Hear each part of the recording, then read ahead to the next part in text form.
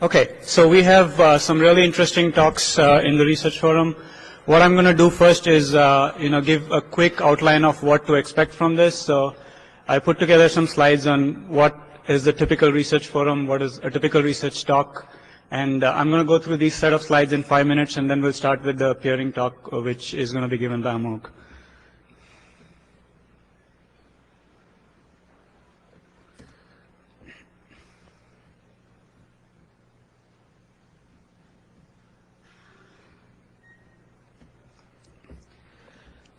Okay, so this is a deck of slides I put together, and this will give you an idea of what to expect. So we had a bunch of talks about IPv6.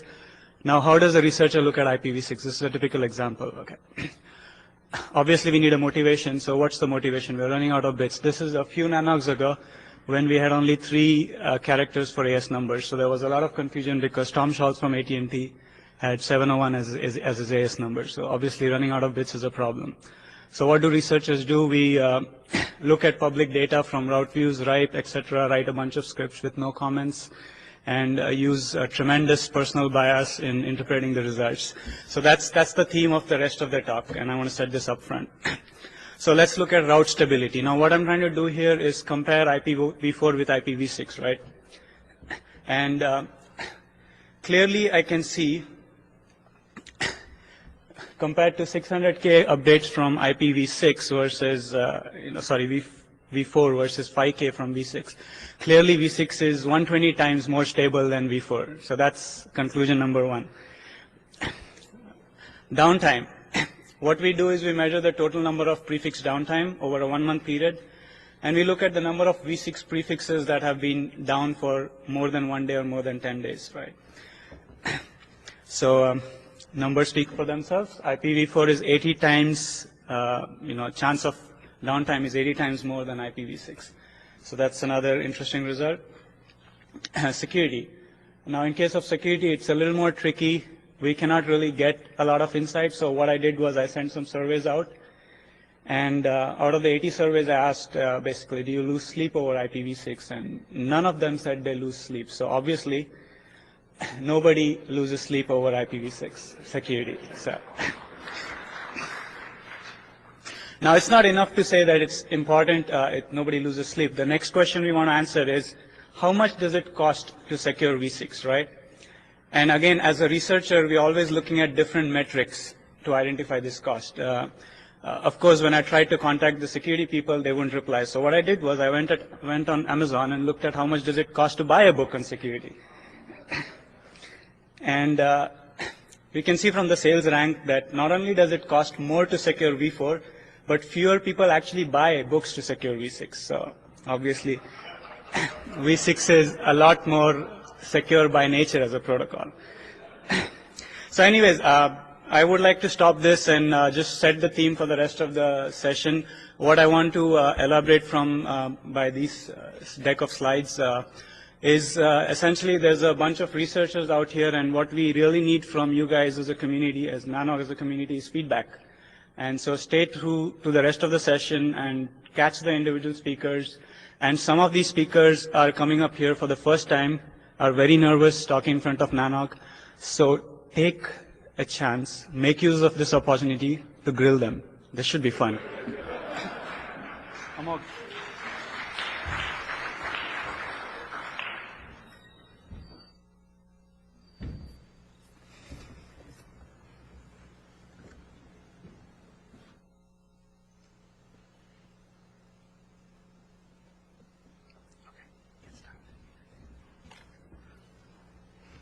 Thanks, Mohit. I feel a whole lot better now, and I think you've raised the expectations for my talk really high now.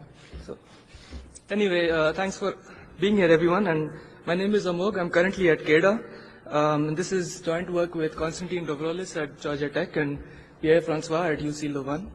And the talk is going to be about a value-based framework for internet peering. So, really, the motivation for this talk, as like Mohit said, we are researchers looking at the operational community from the outside. What we tend to see is some amount of uncertainty when it goes to negotiating peering contracts. For example, consider these two networks A and B. At some point, they decided to become settlement-free peers. And eventually one of these two networks, A, starts wondering, why is B still a settlement-free peer? Maybe starts thinking, does B actually benefit more from this link than I do? Should I actually try to demand some sort of payment? Should I threaten to de-peer the network if he doesn't pay me? And so on. And some of this uncertainty probably also extends to the case where these two networks are not already peers. So these two networks don't currently have any sort of business relationship, but they're trying to, I mean, one of them is thinking about, say, should I peer with the other network? Or what kind of peering should this be? Should this be settlement free, where no one actually gets any money out of it? Or should it be actually a paid peering relationship? If this is a paid peering link, then what sort of price should I be willing to offer to B? And what sort of price would B be willing to accept in order to peer with me? So, given this sort of background, this is just the outline of what I'm going to present in this talk. So I'll briefly touch upon what we see as happening in the real world in terms of peering negotiations and peering contracts. And I'll propose what we call our peering model called value-based peering. And since I'm talking about value for a peering link, I'm going to go into some details about how to go about estimating the value of a peering link. And finally, I'll conclude by trying to study some of the global effects of what you would likely to see in the global internet if everyone were to do some sort of value-based peering. So what we see actually in the real world, at least from looking at peering rules or peering requirements online, is this laundry list of conditions that networks seem to specify as requirements for mostly for settlement-free peering. And some of these are things like traffic ratios, minimum traffic requirements, backbone capacities, the geographical spread that networks have to sort of maintain, and so on. And what it looks like is that these are heuristics, really, to try to find the right set of networks with which it makes sense to exchange traffic for free. And I put free in quotes because, of course, even settlement-free peering incurs some amount of cost. But when it comes to paid peering, it gets a little bit murkier. What is the right price in this case? So a price is going to be exchanged on the link. What is this right price, and which network should be paying the other network?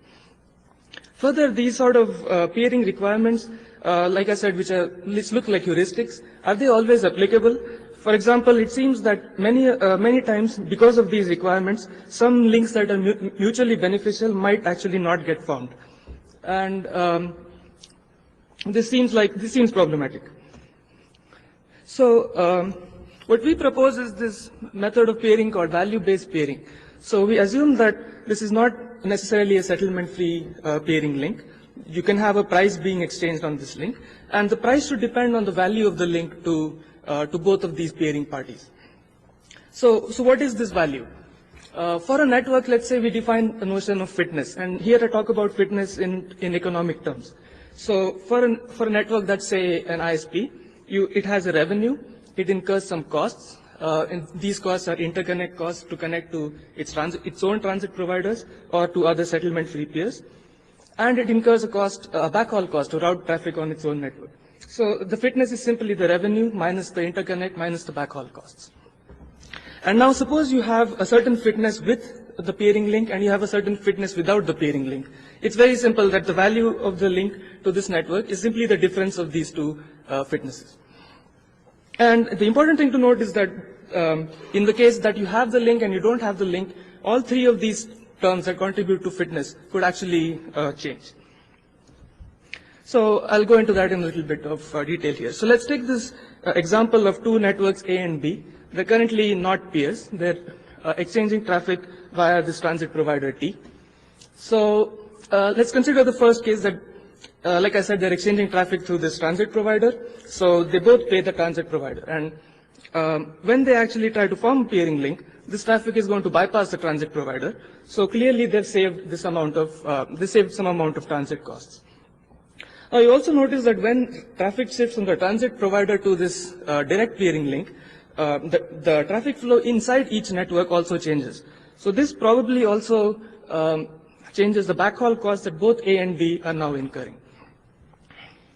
Finally, due to the formation of this peering link, traffic could be diverted such that the revenue for one or both of these networks could actually change.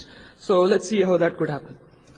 Suppose you have a network that's downstream of A somewhere in its customer cone, and initially when there's no peering link, it's routing traffic that actually eventually reaches B, but it doesn't cross A at all.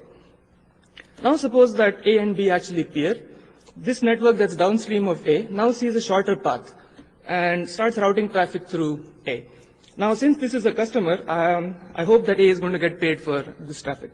And so actually its revenue might actually increase. So essentially what I showed here is that all the three terms that contribute to the fitness of a network could actually change depending on whether a peering link in this case is present or not. So suppose you have an oracle or a third party or a mediator that knows the value of the link for A and B, for both A and B. So A and B have actually divulged this information to the oracle. Now the oracle must decide what sort of price should be exchanged on this link. And if you think about it, the fair price, if the value of the link for A is V of A and the value for B is VB, then the fair price is simply half of the difference between VA and VB. So the oracle would say that these networks should peer and A should be paying B half of the difference. I assume here for simplicity that the value of A is greater than the value of B. So the direction of payment is from A to B. And it's not hard to see that this price is fair in the sense that it equalizes the benefit that both A and B are going to see from the link. Okay, so there is this notion of there is this fair price that would equalize the benefit for both networks. But why would these two networks actually agree to peer at this price? So what we show in this paper actually is that peering with the fair price is optimal in the sense that both networks would actually see better fitness by peering at this price, peering and exchanging this price, as opposed to the case where they don't peer at all. Further, we show that this fair price actually lies in a region in which it is stable. So it is a unique Nash equilibrium in the sense that no network has the incentive to unilaterally depeer the other network. So once these two networks form the peering link and exchange the price, they don't have to worry about whether one of them should be trying to depeer the other or not. Of course, an important condition for the optimality and stability to hold is that the aggregate value of the link, so VA plus VB, has to be greater than 0. And I'll bring this up again later because it turns out to be important. But note that the aggregate value VA plus VB has to be greater than 0, but this doesn't imply that both VA and VB have to be positive. So contrast this with, say, cost-benefit peering, where both networks are trying to peer only if it makes sense for them, in which case both VA and VB have to be greater than 0. So what does it mean to have, say, negative peering value, and why would networks still continue to peer even if they have negative peering value? So let's take a simple example here, and I'm just going to throw out some hypothetical numbers. So let's consider networks A and B. They currently don't have any peering link. And the fitness of A is this hypothetical number, 50K. And the fitness of B is 100K. Now suppose they actually form this peering link. The fitness of A might increase and go to 60K, while the fitness of B might decrease and go to 95K. What this implies is that the value of A for this peering link is 10K, and the value of B, which is negative, it's minus 5K.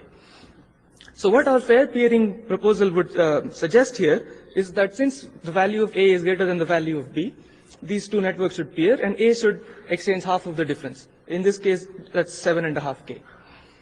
Now, if you look at this, what happens is after this payment has been exchanged, the fitness of A is going to go to 52.5, and the fitness of B is going to go to 102.5. And if you look at what the fitnesses were before the peering link existed, both are doing better now.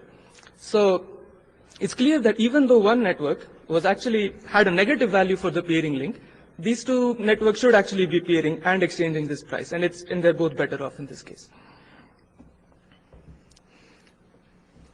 So so far I talked in very abstract terms about these values A and B, VA and VB, but how do these networks actually go about measuring these values? How do you come up with VA and VB? So let's assume that you have peering trials, and initially there's no peering link, but these two networks say temporarily set up a peering link, And during the course of this peering trial, they collect various types of data, like net flow data and routing data and so on. And presumably they know their own topology, they know their own cost structures, they know who their transit providers are and how much they're charging them. So it's reasonable to assume that with peering trials, A and B can actually measure their own value for the peering link reasonably well. But it's going to be pretty hard for A to accurately measure the value of the other network. So A is going to not be able to measure VB very accurately, and vice versa. So given that a network can't actually estimate the value for the other network, let's try to see if there's any value in a network trying to understate or hide its peering value. So let's take another simple example here. Assume that the true total value of this link, VA and VA plus VB, is positive. So this link is actually feasible and it would be stable and optimal and so on. And for simplicity, let's assume that VB is greater than VA. So B gains more from this link than A. And according to our fair price, A should be getting paid VB minus VA by 2. Now, let's say that A has a good estimate of how much the link means for B. And it tries to understate or hide its peering value. It gets greedy. And it claims its peering value is VL, where VL is much, much less than, say, VA. Now, if B actually buys this and agrees with this claim, then B is going to be willing to pay more. It's going to pay VB minus VL by 2, and A is going to be very happy. Essentially, it's cheated in some sense. But the important condition here is that A has to have an accurate estimate of B's value. And if it doesn't do this well, and the aggregate value now VL plus VB becomes negative, then this peering link is not going to be feasible anymore. Because like I said earlier, for the peering link to be stable, the aggregate value of the link has to be positive. So in this case, by trying to cheat, A is going to actually lose out on any sort of payment at all. And the question that raises is that, does this risk of losing out on all payment actually create some sort of incentive in disclosing the true value for peering links? So all of this raises some pretty hard questions, and I don't have the answers to all of them. I hope some of you will be able to help me answer them. So the first and foremost thing is, I propose this price which is fair and optimal and stable, but is there actually an incentive to be fair in the real world? If not, then then I don't know. The second, can a network actually try to estimate its own value for a peering link without undergoing this whole process of setting up the peering link, going through peering trials, collecting loads and loads of data, and so on? And this is something actually we're working on right now. We have an ongoing project, and perhaps at the next NANOG I might have some results. The third thing is, can a network estimate the value of a peering link for a potential or even a current peer? And thinking about it, this seems really hard, and I don't know if there's even any hope for a network to try to accurately estimate how much the other network benefits from a peering link. And lastly, something that we are interested in, what are the sort of global effects of value-based peering? What if everyone in the internet was trying to peer in this way? And what would happen to various global metrics? So the last thing is something that, again, we're working on, and I'll present some early results from there. So, like I said, we would like to sort of study what are the global effects of value-based peering. And clearly, for this sort of thing, we need a model. We need a model for essentially the entire internet ecosystem. And this is exactly what we are trying to build here. So, as presumably networks are trying to select the providers and peers to optimize a certain objective function, right? And this objective function is probably different for every network out there. So for a transit provider, it should be profit. For a content provider, it might be performance. For a stub network at the edge, it might simply be minimizing costs. So what we're interested in is what are the effects of these sort of provider and peer selection strategies on the networks that actually do these things. Further, what are the effects of these strategies on the global internet as a whole? So in the sense of, how does the topology look like when everyone does this? How does traffic flow? What are the economics like? Which providers make money? Which providers lose money? And how does performance look like in terms of end-to-end path length, say? And some sort of questions that we would try to answer was, can we predict what would happen if, say, everyone in the internet was trying to do fair paid peering? So our approach to trying to answer these sort of what-if questions is through this model which we call ITER. And what this is essentially an agent-based model that tries to answer these sort of what-if questions about internet evolution. And it has, it's a highly parameterized model, so we have various inputs which we try to parameterize according to the best data we have available. So we have different types of networks. We have transit providers, we model content providers, stubs. We model different peer and provider selection strategies for each of these networks. We model the presence of geographical constraints. We have pricing and cost parameters, and we model some sort of estimate of the interdomain traffic matrix.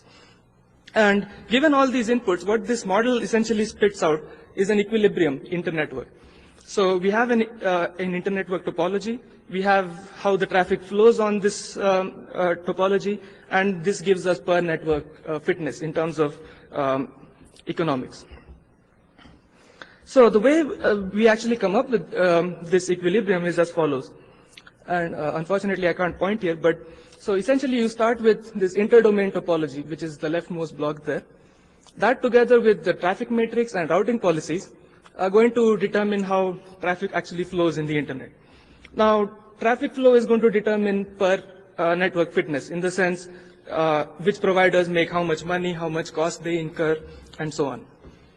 Networks are going to try to optimize their fitness or minimize their costs or whatever by appropriately choosing their providers and peers.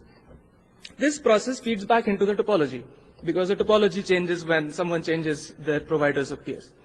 And this process keeps repeating essentially until we reach a state where no network has any incentive to make any further changes in its connectivity. And this is the equilibrium. And once we've actually computed this equilibrium iteratively, which is why we call this model ITER, we can measure the topological and economic properties of this resulting equilibrium. And we can measure things like how do the path lengths look like, we can measure economics, which providers seem to be profitable, which networks tend to peer with which other networks, and so on. So what we did was actually used this model, we built a simulator for this model, and we used it to simulate value-based peering, among many other things. So unfortunately, this model is pretty computationally expensive, so we can't run it at the scale of the internet, not at the scale of 34,000 ASs, for sure. But we have a small but realistic internetwork topology, and we can model different types of networks, transit providers, content providers, and stubs. We parameterize an interdomain traffic matrix, which currently, in the current version of the model, is dominated by traffic that flows from content providers to stubs. We model various different provider selection methods, but eventually we stuck with just price-based provider selection. So everyone chooses the cheapest providers. We model various peer selection methods. One of them is the one which I just presented. The other one is cost-benefit-based peering, where two networks peer only if they both see a benefit from the link, and this well-known traffic ratio-based peering. And we also parameterize the transit and peering pricing according to whatever data we were able to find. So what happens when we actually simulate this value-based peering in using this model? What we find is that compared to cost-benefit or traffic ratio-based peering, you'll see a much higher density of peering links when everyone is doing value-based peering. And this is actually not very hard to see why. I mean, links that are not allowed with traffic ratio or cost-benefit peering actually become possible with value-based peering, simply because a payment can now be exchanged. In terms of payment direction, we studied in the equilibrium network which networks tend to pay which other networks. And we found that the interesting thing we found was that content providers can be on both sides of this paid peering relationship. Sometimes they end up paying typically the larger transit providers, while they actually get paid by smaller transit providers. And I'd be very interested to talk with folks here and see if you have insights about whether this is happening already in the internet. And finally, like I said, incorrect estimation of the peering value, especially for the other network, can actually preclude the formation of links that would be mutually beneficial. So again, there's an incentive to try to share the correct value for a peering link with the potential peer. So needless to say, we need feedback on this particular model, on this value-based framework which I proposed. and some examples on how you might be able to help us. So, for example, how much foresight goes into provider and peer selection decisions? So, while trying to form a peering relationship, does a network actually think what its customers would do, how its customers might change their routing, change the traffic, and so on? Again, insights about how paid peering negotiations happen in the real world would definitely help us inform this model much better. And finally, about this last piece, this ITER model that I presented, like I said, it's a highly parameterized model. Whether or not the output makes sense depends to a large extent on whether the input is realistic. So we're looking to, if you would be willing to share data with us to help us parameterize this model better, that would be awesome. And the kind of data that might be very useful to us is any sort of traffic data or pricing or cost parameters or things like that. So that's pretty much it. Thanks for listening, and you can find more details in the actual paper. And please feel free to email me or my co-authors for copies of these papers or feedback, criticism, anything. Thanks very much. So I think we have time for one quick question if somebody wants to go up.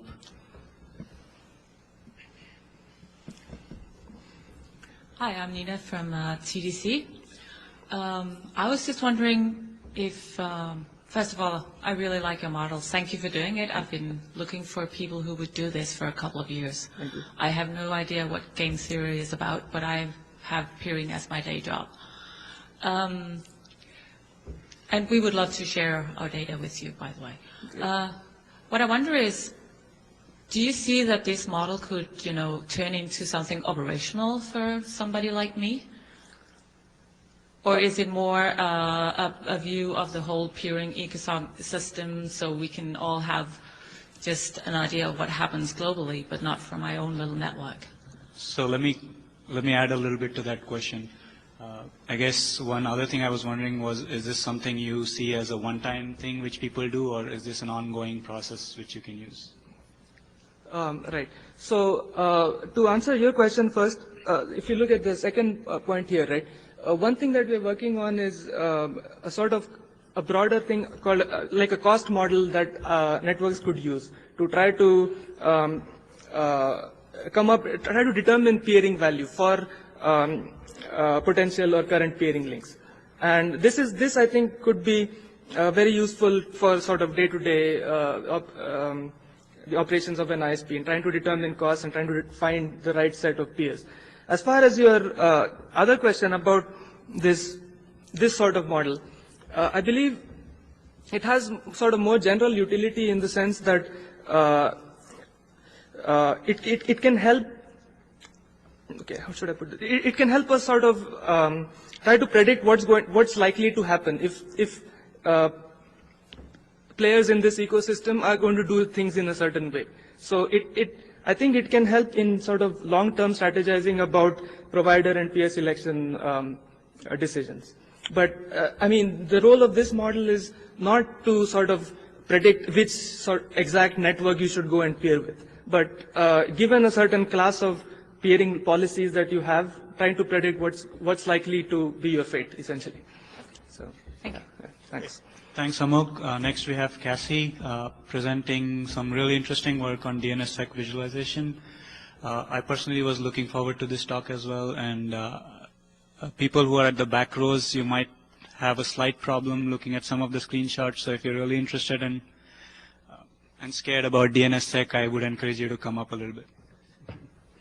Okay. So let's see, let's get this through. Which one is you? DNSSEC, right? This one.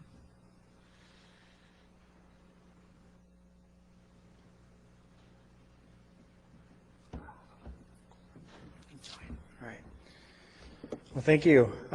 It's a pleasure to be here. If I would have known a little bit more about the research forum and seen Mohit's slide ahead of time, I would have biased my slides a little bit more, but here we are, so I'll go ahead and go forward. So has anyone tried DNSSEC yet? Anyone signed their zones? Anyone validate anyone else's zones? Good. Any of you experience any problems? Oh, good. Okay. So there will be a few people listening then. So, Yeah, so this will be interesting. So part of the motivation for this came earlier in the year. We decided to follow the lead of some of the others that were actually doing validation. We had signed our zones in fall of last year at sandia.gov, and decided to follow the lead of some others in actually doing some validation. But I set it up in such a way that we could actually be getting data for the responses that were failing. And I was surprised at the number of failures that had come in the first couple weeks of this. And as we troubleshot these, we realized that the symptoms and the causes were all over the map. I mean, it wasn't just consistently expired signatures or DNS keys missing or something like that. It was really pretty crazy. And so in some of the research I was doing, I decided to integrate a tool to do some visualization to help administrators understand what was going on and to diagnose particular problems that were happening. So the good old days, right? We do a dig and we get back a nice response. It's fairly concise and we can read it. We add in DNSSEC and we get a lot more data, a lot of it which we can't do much with our eye. And we need tools to actually do something reasonable with it. The one thing that we can, at least as a sub-resolver, do is we can use this authenticated data bit, the AD bit that's set here, to let us know that the resolver was able to validate it. So, but with the rest of it, we just kind of have to take for granted, at least with our naked eye. Okay, but what happens when something goes wrong? That's where it becomes fairly problematic, because what we get is a serve fail message, which could be DNSSEC related. It could be some other name resolution error that we come across. Okay, so if we take this particular example, this is from www.medicare.gov back in April, and if we pull out our handy troubleshooting tool, dig, and we might carefully craft a few well-directed queries and get something like the following, from which, if we look through the numbers, I've highlighted some of which might be handy. We might deduce that the problem is that the DS is referencing a key that does not exist, and therefore our chain of trust is broken. Fairly straightforward, right? But quite of information, pardon the pun, to dig through. So one of the other difficult things in looking at this is that there are some attributes that are associated with DNS keys, but in the real world, these are not always the typical case that we might find, which is illustrated here in this graphic, where you have a single zone signing key, a key signing key, which also acts as the SEP. Okay, and even in the case of revocation, we see cases where they don't always follow the pattern. In other words, the revoke bit is set, but not necessarily self-signed, which per RFC 5011 means that it isn't fully validated as revoked. Okay, so a few things to consider as we begin our DNSSEC troubleshooting journey. Now there are some other tools out there. I've just only put a few extensions here to, built into dig, or extension to dig, a SIG chase, and then built into drill are some methods. These are good methods and very powerful, but also textual and more catered towards advanced users. Okay, so on to visualization. Okay, the tool is available online at dnsviz.net, and this is a little bit of a screenshot. Okay, so to show a little bit about some of the components that are in use for this, for those that haven't seen this, basically constructing an authentication graph with nodes and directed edges. And here are some of the meanings of some of those nodes. So we have domain names, DNS key, and DS resource records, which are shown with an elliptical shaped node. And then the nodes are decorated based on their attributes. Okay, so if the set bit is set, for example, it's filled in with gray. If the revoke bit is set, you're going to have a darker shaded border. If it's published only, then you've got a dash line, dash border. If it's missing altogether but referenced somewhere, it's going to be red fill. And then if it's acting as a trust anchor, which I'll show you in just a moment, then it's going to have a double border. And then finally, this is just to explain this NSEC type node, this diamond-shaped node. This is for zones that are signed but have insecure delegations. This particular node is used to represent the NSEC 1, or in some cases 2, that repudiate the existence of DS-type resource records, which effectively prove that it's an insecure delegation.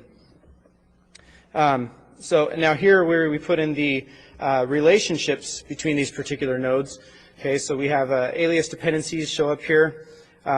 Signatures or digests are directed edges between nodes, and the color represents the status of the signature or digest, so whether it's valid, bogus, or expired.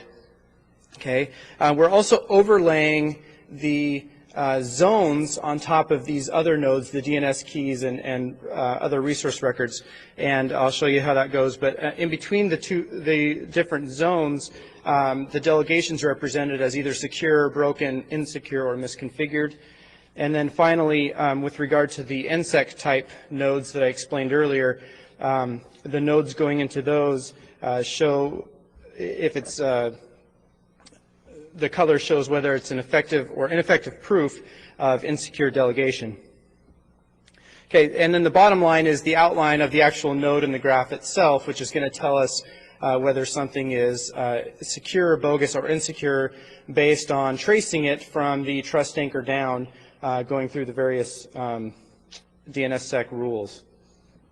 Okay, so we revisit our previous example, Medicare.gov, and we confirm our suspicions that, in fact, there is a DS-type resource record for Medicare.gov, but it does not match up with any DNS key, which now, if you can follow, I'll show you a couple things on this while I have it up. If I can get the pointer. Can you see it? Okay, so up here at the top is the trust anchor, which by default I'm actually anchoring with the ISC DLV trust DLV service, and then that gets traced down here. So you can see all these are trusted until this point, at which point these nodes down here in the Medicare.gov zone are in fact broken. Okay. Now, there are some options in the DNSViz web-based tool to change things around. So over there's a pull-down menu which you can actually change the supported algorithms as well as put in your own trust anchor. So in this case, you'll see that the visualization actually changes when we only support algorithms 1 and 5 here. And in fact, this changes things to an insecure result because the DNS keys in the .gov zone are algorithm type 7, which is now unsupported according to this. So, and then we see what happens if we were to change the trust anchors. If we don't anchor with DLV anymore and we add our own trust anchor to Medicare.gov, things look just fine, even though it's broken above Medicare.gov because we've changed the view a little bit. So this kind of shows how you can play with things a little bit depending on your own view if you'd like to get a little bit more specific or flexible. Okay, so I'd like to run through a few more examples, and I haven't taken any provisions to anonymize any of this data, just for reference. Okay, so here's an example of again, I talked about these DNS key roles we might typically see, so I'm just showing some various examples of how things show up here. So in this particular case, this zone, the .new zone, is signed with a single key, which is functioning both as the ZSK, the KSK, and also the SEP because it provides secure entry from ISC's DLV. Okay, moving on. This is another example. There are 2 keys here, but in fact both of these are registered, which is perfectly legitimate as secure entry points into this zone, which is fedora-hosted.org. And you can see going into the .org zone that .org makes this, I'm going to say, proves that it's an insecure delegation. But of course you have the delegation, if you will, into the ISC DLV, the look-aside service. Okay. One thing I didn't mention is up at the top you can see the DIRs for the root, which of course shows bogus signatures. Okay. This is an example of something we've seen where on different servers, authoritative servers for a particular zone, you actually get different results. I'm not sure what the cause of this particular one is. I have a feeling it's a load balancer because we've seen several of those. But one of them is actually, one of the servers serves a bogus signature, the other one is legitimate, which is very interesting, even though they both servers are serving the same serial. Here's another example, and this one is similar except that the one of them is serving an expired result. And I have a feeling that this is probably because they might be using one of the tools such as DNS6 sign zone, but maybe didn't increment their serial. The secondary never pulled it down. Just a guess. I don't have any confirmation on that. But it's just to give the administrator an idea that, hey, one of your servers is serving bad data. Okay, so here's an example of what a revoked DNS key looks like. So you can see by the dark outline that the revoke bit is set, and then there's a self loop on the key itself to show that it's also signed in the DNS key resource record set. So this one came out last weekend, about a week and a half ago. .arpa.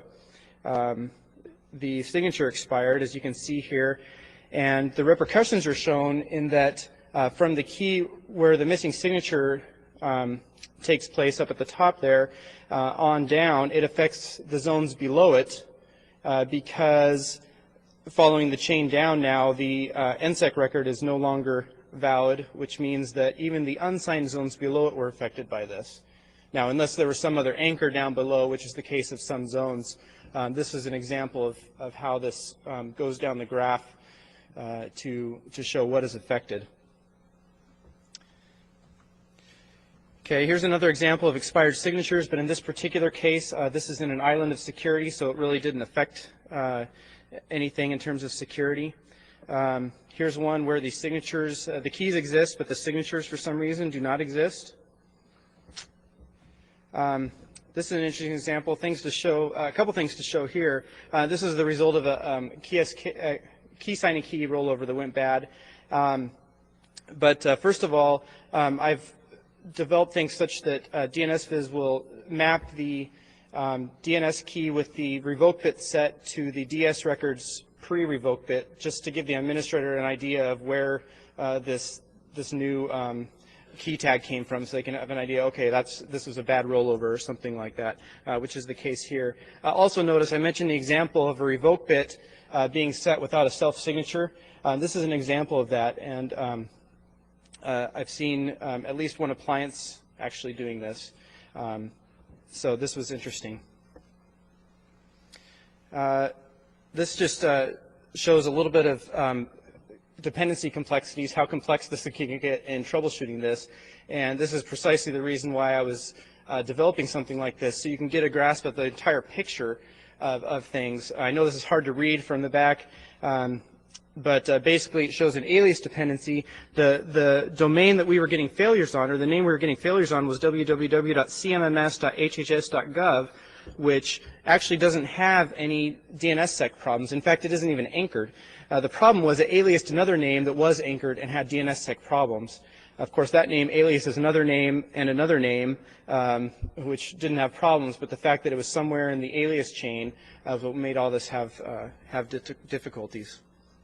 Okay, just a couple other things that the tool currently does. It checks consistency, which I already showed an example of that. It checks PMTU on the server side of things. It also checks NSEC3 awareness. We have a number of different zones that are NSEC3 signed, and one or more of the servers are not NSEC3 capable, which of course affects insecure delegations. So some of the things I'm planning to do for this in the future, first of all, it's not documented very well. Mohit talked about undocumented scripts. This is one of them. But hopefully I'll be able to put some more on that fairly soon. I also intend to do a history so that administrators can see what their zone has looked like, not only what it looks like currently, and then do some regular polling and alert services to administrators, and then finally some kind of a RESTful interface so that somebody could potentially query this server and ask it questions periodically. Any questions for me? Right, so we have We have time for a couple of questions, or maybe one question, if anybody has questions.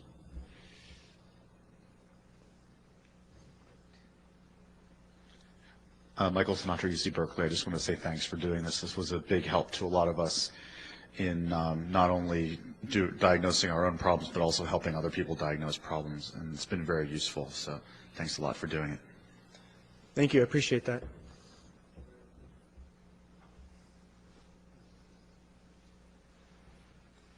Kevin Oberman, ESNet. First of all, thanks for giving me the heads up so that I could raise my hand when you asked if we'd had problems with DNSSEC before you put the example up there, demonstrating our problem. And that was an appliance problem, and it actually only was sort of an appliance problem. The problem had been fixed before I had my KSK rollover. It never should have happened, except our spam filter decided to start filtering all of the notifications of software updates from the vendor of the appliance. So I didn't update my software. Thank you. I've actually seen a couple of their zones that had that same problem. They must have also had the same spam filters. Thanks, Casey.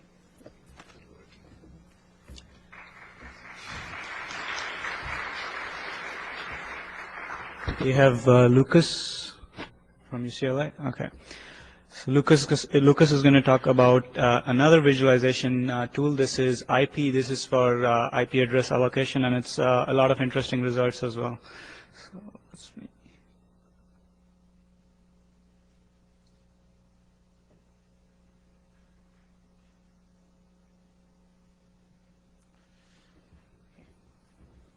Hi, everyone.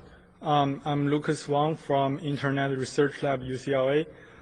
Today I'm going to introduce to you a monitoring tool called IP that is used to visualize IPv4 address allocation and their usage in global BGP routing tables. And this is joint work with Ricardo Oliveira, who is working in Southern ICE, and Professor Lisha Zhang. So I would be more than happy to take questions or feedback during this presentation. So please don't hesitate to go to the microphone and ask questions. So what is the problem? As we all know, we are giving out of the IPv4 addresses, and we have given many of them to the organizations or end users. But the relationship between address allocation and the prefix announcement is still not very clear. For instance, we would like to ask the questions like, are the prefixes announced in the same size as they are allocated? Or are all the allocated prefixes announced? I'm sure many of you know that the answer is no, but I would like to use this tool to help you understand where are these allocated but unannounced prefixes. And on the opposite side, we want to ask, are any unallocated prefixes announced in BGP? Or if so, for how long time has these prefixes been announced? This question sounds more interesting because we may wonder why would anybody announce prefixes that do not belong to them? So the motivation for this tool comes from the huge amount of data. So in order to answer these questions, actually different factors of data need to be correlated together. And the amount of data is so huge that it is not quite feasible for a human to jump back and forth between the large amount of data. And for some network operators, if you are only interested in a specific IP range, it would be a little bit difficult to extract the allocations or prefixes within this range from the large allocation database or large routing table. So this tool would help you to get not only the big picture of what's happening within the entire IPv4 address space in terms of allocation and the prefix announcement, but also enables you to drill down into specific IP range that you are interested in. So what IP can help you with is to provide you a comprehensive picture of what's going on in the entire IPv4 address space in terms of allocation and prefix announcement.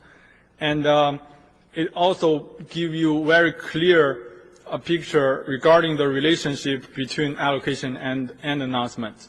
Like I just said, you would be able to see very easily the allocated but not observed prefixes in the default free zone, and you will also see some cases where the address announced into BGP, but they're not actually allocated according to the allocation database. And but for majority of the addresses, they are allocated and announced, but they're announced in many different forms. What I mean by different forms is that for some cases you have a very big covering prefix, and you have some smaller covered prefix within it, and you have more specific covered prefix in it, and all the way down to very specific prefix. This could be, I mean, it's kind of like a tree. This tree could be very deep,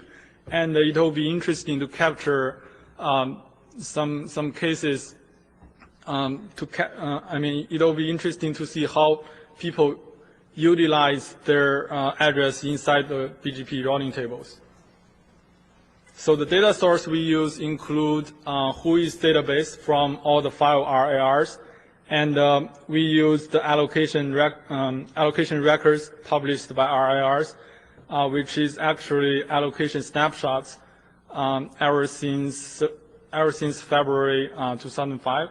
And we use routing snapshots collected by both route views and RIPE monitors. So this is the first scene of the website IP. And on the left up corner, as you can see, our data is updated on a daily basis. And here are 2 check boxes for you to visualize the data you are interested in. It could be either allocation or prefix announcement. And there are several fields here for you to do a search based on the IP range or organization name or origin AS number. So below the navigation bar is this picture shows the allocation status in the entire IPv4 address space. It's divided into 8 lines, and each line represents 32/8 address block, and here is the traditional Class E address chunk that's reserved by IANA for future use, and these dark gray blocks represent the unallocated /8 blocks that still remains in IANA's hand. As you can see, we have 16 of them here. And these seen rectangles represent the legacy blocks which were allocated out even before the RIR system was established. And here is the multicast address chunk. And these rectangles with red edges represent /8 address blocks under administration of ARIN, and the blue ones are the /8 blocks managed by RIPE, and the green ones by APNIC, black ones by LACNIC, and purple ones by AFRINIC. So this is the allocation status of the entire IPv4 address space in the granularity of /8. As we all know, after the RIRs get a big chunk of /8 address, it would give out smaller sub-allocations to the ISPs in its region. So this is how I visualize the sub-allocations. As you can see, this the whole thing is a /8 address block, and at the beginning we have /even. I mean, at the beginning we have a /11 sub-allocation. So it's shown as because this sub-allocation was issued by ARIN, so I use red color here to show this allocation block. And in the middle we have /10 sub-allocation, and also a /9 allocation in the end. What's interesting here is that a tiny portion of address within the /8 block was actually transferred to RIPE. It's allocated to some organization in Europe. So I use both different color and height to represent the sub-allocations managed by different RIRs. And if we want to visualize multiple /8 blocks and sub-allocations within one figure, I mean, this whole picture would be shrinked into the cell here in the bottom, and the sub-allocation rectangles would appear like bars. So here is the allocation status, including both allocation in the granularity of /8 and sub-allocations for the entire IPv4 address space. Yeah, I think in terms of allocation, these kind of figures is very clear. But as you might notice that this picture is kind of messy, and for those of you who are only interested in a specific IP range, you would want to drill down into the specific range. And so I implemented the zooming in and zooming out feature on this picture so that you can just click in. In the following slide, I will show you the more detailed allocation within 24/8 and the 1/8 as well as 193/8. So this is the real allocation status within 24/8. As I said before, these red rectangles here are the sub-allocations issued by Aaron, and this little portion here was transferred to RIPE, and this line, the second row, shows the sub-allocation within 193/8, and as you can see here, a majority of the sub-allocations were allocated to organizations in Europe, and we have a bunch of them transferred to Afrinic. And the bottom line here shows the allocation status within 1/8, which was given to Afrinic at the beginning of this year. And after the organization got address blocks, they would announce the address in BGP routing tables. So this is one way to turn your address into prefixes. As you can see here, at the top of this reverse tower, we have a /11 prefix announcement, and it also has /12 children prefix at the first half of it, announced in BGP, and it also has 7 levels of covered prefix announcement. So it would be interesting to capture these cases. And if we combine the allocation and prefix announcement into one picture here, the allocation blocks are drawn above the axis, and the prefix announcement are drawn are painted under the axis. So at the beginning of 97/8 is actually a /10 allocation, and in routing table there's a prefix that has exactly the same size as the allocation, and it also has 38 children prefixes. So this, I think I have done with how the tool works. I would be more than happy if you could provide some feedback and how would you like to use this tool. And in the following, in the rest of this presentation, I would give some measurement results regarding the allocated but not announced addresses and the reverse part. So here this picture shows the number of allocated but unannounced address blocks. So on the side, as you can see, Swisscom announced a long list of /8 prefixes that do not belong to them. somewhere between November 28th and December 5th, 2006. And before the announcement, we have a lot of small allocations that do not appear in BGP. But after the announcement, these small allocations were masked. So there's a big jump in the curve. And Swisscom withdrew the list of /8 prefixes at the end of July 2009. So the curve returned back to its previous level, which is around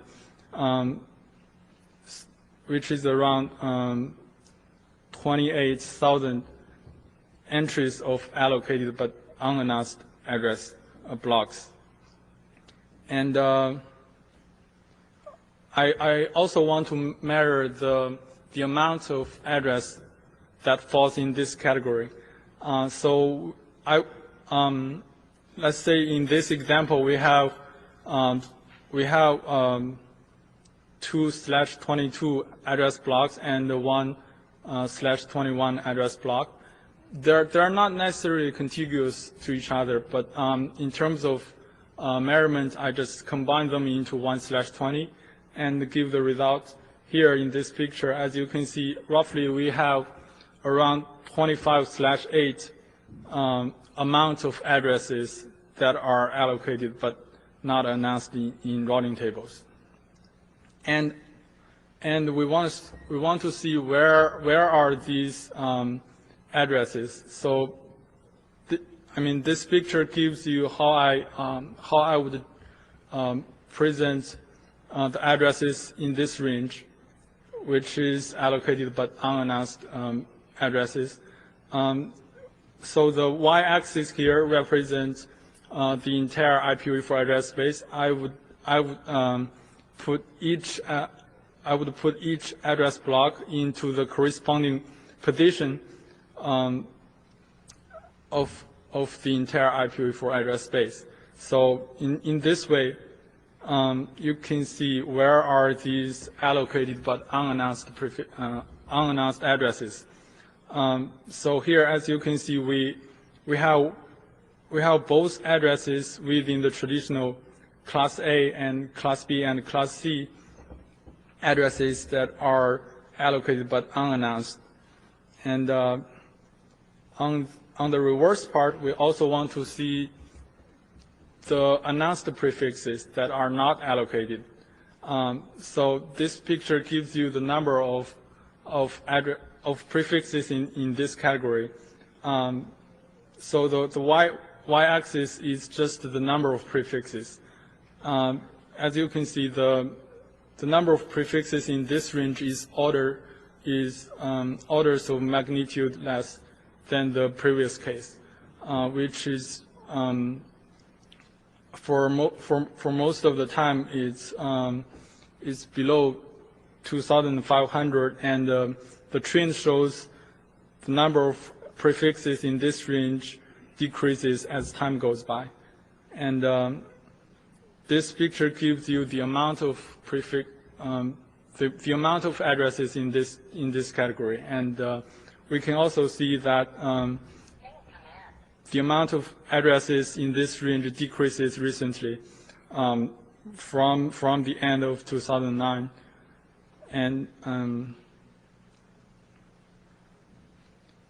so who announced these prefixes that do not belong to them?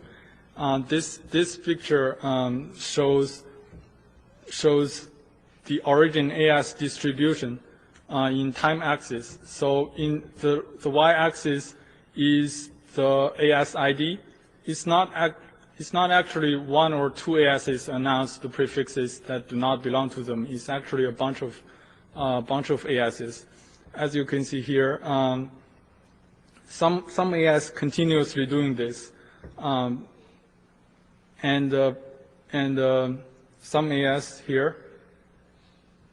The mouse doesn't work. Okay, some AS just announce prefixes for a very short period of time and stops doing that. So we captured several anomaly cases. And for instance, from July 12, 2005 to August the 2nd, 2005, AS2905 just announced more than 50/8 prefixes, and the BGP monitor with this IP address captured this event. And in the second row, pretty much the same thing happened again. The AS16215 announced more than 60/8 prefixes that do not belong to it. And actually 2 monitors captured this event. And we have even more cases. So to wrap things up, IP is a tool that helps you not only manage the allocation of addresses, but I think is pretty much the first try to visualize the prefix tree structure in routing tables, and it helps us to understand the relationship between address allocation and their usage in routing tables. And in terms of measurement results, our result shows that around 25/8 amount of allocated addresses are not visible in the default free zone, and around 1 to 1.5/8 amount of unallocated prefixes are observed by BGP monitors. And several monitors even captured a long list of /8 prefixes. That's it. Any questions? Okay, we have time for one quick question. And people can grab Lucas after the session. What's the significance of address blocks not being available in the DFC? Like, why does that matter? You mean the allocated but not announced? Yes. This is just some measurements. I know some, I mean, the address were, after the address were given out to the organizations, they have different reasons not announcing them. They may be using them inside their own AS, so that's not observed in the default free zone. So it's just a measurement thing for you. It's not about no conjecture as to why that may be. That's fine. Right. Thanks. Okay. Thanks, Lucas.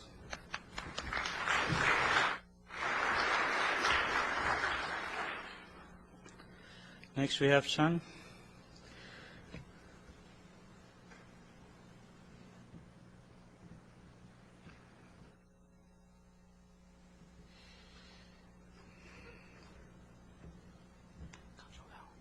Okay.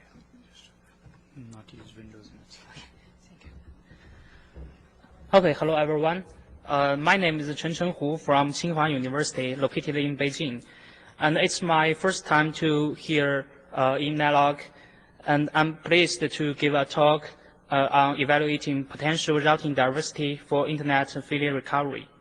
This is a co-work with Kai Chen and Yan Chen from Northwestern University, located in Chicago, and Bing Liu, also from Tsinghua University. As we know, Internet has become an infrastructure of our information-based society. Any interruption to the Internet may lead to significant economic and societal impacts. However, it is impossible to avoid the failures of Internet, especially for the real-world emergencies or disasters like the one like the earthquake in Haiti we talked about this morning. Here is an example about Taiwan earthquake hit on December 2006. During that event, 7 of 9 cross-sea cables are cut, which caused a long duration of interruption of the Internet between U.S. and most of the Asian countries. There were still abandoned physical level connectivity there, but it just took too long for ISPs to find them and use them. We can see from the figure on the bottom right corner of this page, we see that there are still hundreds of nodes lost the connection days after the event. So Internet is not as reliable as people expected. There is a paper in Connext 2007 state that there are 32% ASs are vulnerable to a single critical customer provider link card, and 93.7% Tier 1 ISP single-homed customers are lost from the peered ISP due to Tier 1 depeering. So we have to ask, can we find more resources to increase the Internet reliability, especially when Internet emergency happens? The answer is, of course, yes. And I'd like to introduce where are the potential resources in the second part of this presentation. To the best of our acknowledgement, we think there are at least two kinds of resources can be used. The first resource is in the RXP.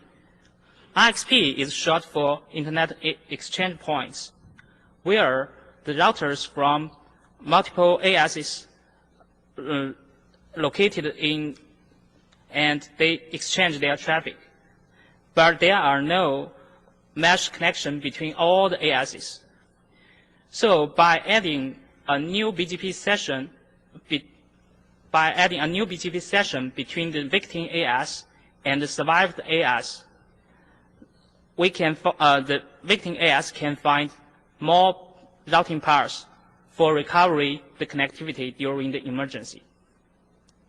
The second, we think we can find the helpers from your peers. Different from the customer-provider relationship and sibling relationship, an AS doesn't export its routing of its provider to the peers. If we relax the peering rules by allowing one AS to carry traffic from the peer to its provider, the victim AS can find more routing paths to recover the connectivity. This measure is also mentioned in a previous paper, but they didn't have any evaluation on how much gain we can get from this measure. So that's our focus is how can we get from these two potential resources? It's the fundamental question we need to ask or to answer before we can to think about how to use these resources. So that's the third part of this presentation. How much potential resources are there? To evaluate this problem, we first generate a AS topology graph. To generate this most complete AS topology graph up to date, we first collected BGP data from several sources. For example, route views, write evidence, Sonet BGP view, and we also collect P2P traceroute data from 992,000 IP addresses in over 3,700 ASs. And in total, there are 120,000 AS links with relationships in the AS topology we generated. And you can find this topology through this URL link in this page. Also, we collect IXP data from PCH, PeeringDB, and EuroRX, which include more than 200 IXPs. And especially in our evaluation, we include 3,468 participant ASs. To study the failure cases, we classified failures into three different categories. First is the peer link down, and the second is provider customer link tear down, and with the third, mixed types of links breakdown. Due to the time limitation, I will only focus on the first failure model. And more results, please check out to check our report. And the URL of this report is also listed in this page, and you can check it from the NANOG website. During the evaluation, 3 metrics are studied. First is the recovery ratio, which is defined as the number of recovered source destination AS pairs versus total number of affected source destination AS pairs. Path diversity, it is the number of increased link disjointed AS paths between affected source destination AS pairs. And we also studied the shifted paths. It is the number of link disjointed AS paths shifted onto a normal link after we use XP or PR resources. Here is the result for the experiment on depeering. In the worst case, there are 2 tier 1 ASs are depeared. And we totally performed 36 experiments. In each experiment, 2 tier 1 ASs of 9 total are depeared. And we can find in all the experiments that the minimum recovery ratio we can achieve is about 30%, 33%. Second, we also check the path diversity. It is used to evaluate the redundancy of the paths that we can use to recover the connectivity. And the experiment show that in most of the experiments, we can find the path diversity that is between 2 and 4. And only 1 experiment over the 33 experiments, the path diversity is less than 2. The last metric is the shifted path. Since it is difficult for us to get the traffic metrics between each 2 ASs, so we use the shifted path to indicate the shifted traffic load. So in all the experiments, on average, the shifted path is between about 4 to 17. And it's the moderate traffic load shifted onto the unaffected links. So after evaluating the potential results, we need to ask some practical problems. How can we use these potential resources? In fact, there can be many methods to use these resources. Here we just give one possible ways. First, I'd like to introduce some economic model. It's just for reference. The helper in the disaster or in the emergency may not be free. They may here by upgrading a peer link to a provider customer link, or by adding a provider customer link in the IXP. The helper B in this figure, the helper A in this figure must be paid by the victim ASA. The price can be determined beforehand, like something is doing now between the airlines, and it can pay on bandwidth and duration of bytes during the emergency. Next, we want to do something to speed up the negotiation process or the communication process during the emergency or the disaster. For this purpose, we need one communication channel and one communication protocol. For the peers, they are already a direct connection with different peers, so they are the communication channel there. For co-located ASs in a SIM IXP, we can broadcast the message via the switches, and the message can be encrypted if there is some privacy concern there. So this is a figure to show the communication process. First, the victim AS will send a query to its peers or its co-located RxP ASs, which name the potential helper on the right hand of this picture, and ask who can connect to some specific destination ASs. On receiving the query, the potential helpers will first check its connectivity to that specific AS, use some tools like traceroute. And second, it will check some available bandwidth it can provide through some active measurement tools like ER space load and so on. If anyone finds that he can be the helper, a reply message will send back to the victim AS and tell the victim AS how much he can provide. Then the victim AS will select the helper from his own angle and send back an ACK message. At last, the BGP session can be set up. And after the emergency, the BGP session also can be withdrawn. So there is another problem is the victim AS will choose one or some helper ISP to be his helper. And from a single victim ISP perspective, he wants to buy transit from a minimum number of ASs to recover all the traffic at a least cost.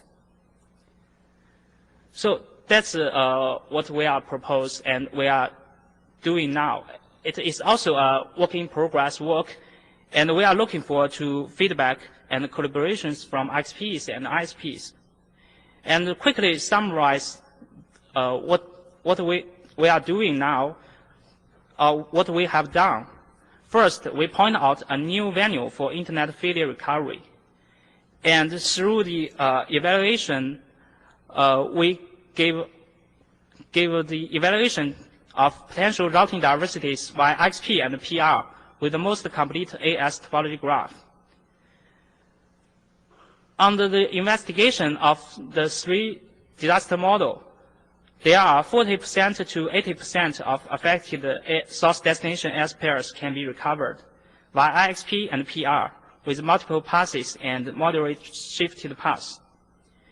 And also possible and practical mechanisms to utilize potential routing diversities are mentioned in this presentation. So that's it. Thank you. We have time for questions.